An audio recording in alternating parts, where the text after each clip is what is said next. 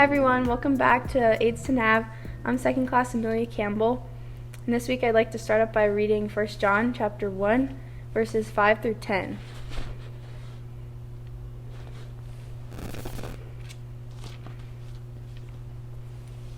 It reads, "This is the message which we have heard from him and declare to you, that God is light and in him is no darkness at all.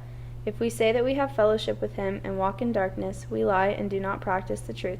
But if we walk in the light as he is in the light, we have fellowship with one another, and the blood of Jesus Christ, his Son, cleanses us from all sin. If we say that we have no sin, we deceive ourselves, and the truth is not in us. If we confess our sins, he is faithful and just to forgive us our sins and to cleanse us from all unrighteousness. If we say that we have not sinned, we make him a liar, and his word is not in us."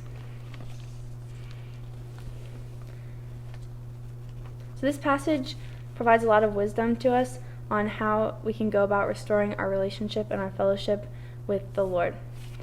So the first step that I can see in this passage is to acknowledge our sins that we have committed against God, as verse 8 tells us to do.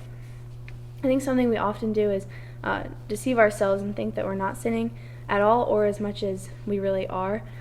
And personally, I often don't take the time to acknowledge my sins and lay them before the Lord and spend that time just to recognize the areas that I'm not doing well in.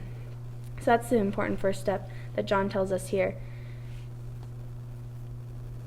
So it's really important to take time to recognize the things that are pulling us away from God, because once we do that, we can then confess them to him. And confessing our sins is really powerful. Scripture tells us that when we go to God and we confess our sins, he is faithful and just to forgive us, as it said in this passage. And this verse can be a little bit confusing because faithful and just, at least to me, seem to contradict a little bit. I used to ask the question, how could forgiveness of sins be just? Wouldn't that imply that I have to do something in return to earn it? And the answer to these questions is also in the passage we just read, especially in verse 7 of 1 John chapter 1, which reads,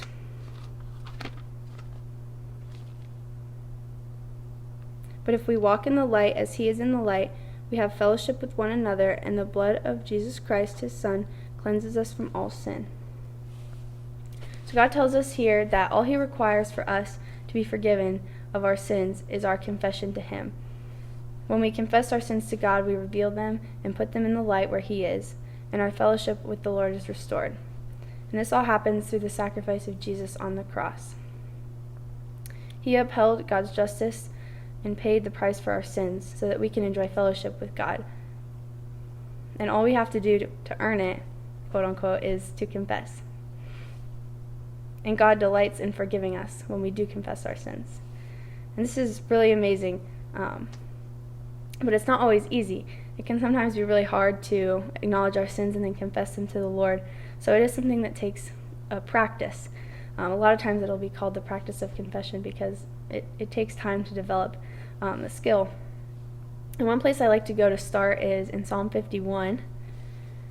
And in this psalm, David shares a prayer of repentance and confession. In verses 1 and 2 of Psalm 51 say, Have mercy upon me, O God, according to your loving kindness, according to the multitude of your tender mercies, blot out my transgressions. Wash me thoroughly from my iniquity and cleanse me from my sin."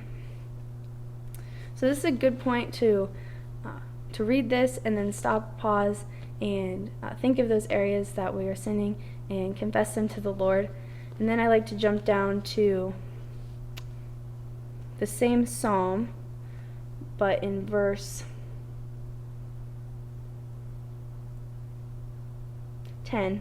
I like to jump down to verse 10, which says, "Create in me a clean heart, O God, and renew a steadfast spirit within me."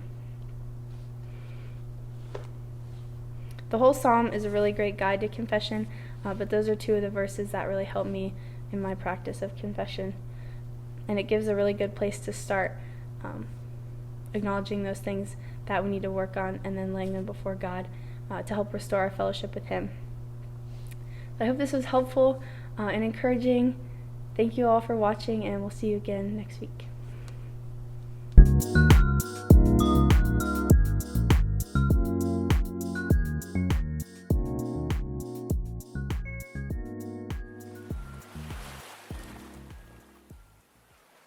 No, I already messed up, see? I'll start again. I have good blooper reels, I'll give you that. I have good blooper reels, I'll give you that. I can't focus, Ed is listening.